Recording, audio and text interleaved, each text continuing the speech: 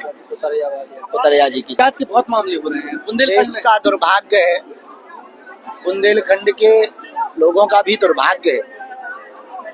बिगड़ते बच्चों के संस्कार, देश में एक गंदी परंपरा प्रारंभ हो रही है। लव जिहाद का मामला बढ़ने का सबसे बड़ा कारण है अपनी बच्चियों के संस्कारों पर ध्यान ना दिया जाना। हम समस्त भारतीय हिंदुओं से प्रार्थना करेंगे कि आप अपने बच्चों को संस्कारवान बनाओ, प्रज्ञावान बनाओ। आप बच्चों को खूब अंग्रेजी पढ़ाओ, सब कुछ पढ़ाओ, लेकिन अपने बच्चों को इतना कट्टर बनाओ कि आपकी बेटी, आपका बेटा दूसरे मजहबों के चक्कर में ना पड़े। आपकी बच्ची अगर दूसरे मजहब के चक्कर में पड़ रही, निश्चित रूप से ये संपूर्ण हिंदू समाज के लिए दुर्भाग्य की बात है। महाराज जी, मुस्लिम कुछ व्यक्ति हैं, लोगों को इस तरह से टारगेट कर रहे हैं, हिंदू संगठनों को, वो पलायन करने को मजबूर हैं। छतरपुर में हाल ही में मामला हुआ। इन लोगों की सोची समझी हुई साजिशें हैं। इनमें से सभी मुसलमान नहीं, पर कुछ मुसलमान देश को गजवाई हिंद बनाना चाहते हैं।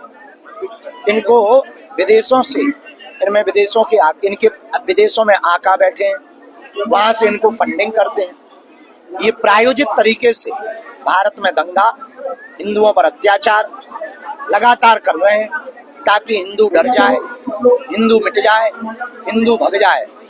लेकिन दुर्भाग्य ये है कि हिंदू इस बात को समझ नहीं रहा, हिंदू एकजुट नहीं हो रहा। हिंदू छुआछूत में अभी भी पड़ा है, हिंदू गांव जातिवाद में अभी भी पड़ा, हिंदू क्षेत्रवाद में अभी भी पड़ा हुआ है। तो निश्चित रूप से ये कह सकते हैं कि हिंदू अपनी मौत को खुद बुला रहा है।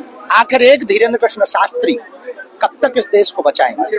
घर घर जब तक धीरेन्द्र कृष्ण शास्त्री नहीं होंगे, तब तक भारत हिंदू राष्ट्र नहीं बनेगा, तब तक हिंदू सुरक्षित होने वाला नहीं है। जी, अभी साधना चल रही है, आज दूसरा दिन है। साधना का उद्देश्य क्या है और कितना कड़ी साधना करने का संकल्प कर लिया? 1 माह से अनवरत साधना का क्रम चल रहा है। उसमें से यह 5 दिन का कठोर क्रम है, जिसमें एक बार केवल दूध पीकर, इसे पयोव्रत की साधना कहते हैं। और यह साधना हनुमान जी बालाजी के चरणों में करके एक ही प्रण है, बागेश्वर धाम पर जो हॉस्पिटल बनना है वो जल्दी बन जाए, निर्विघ्न बन जाए, और आगामी समयों में बागेश्वर धाम से जुड़े हुए लोगों के कार्य सफल हो गए।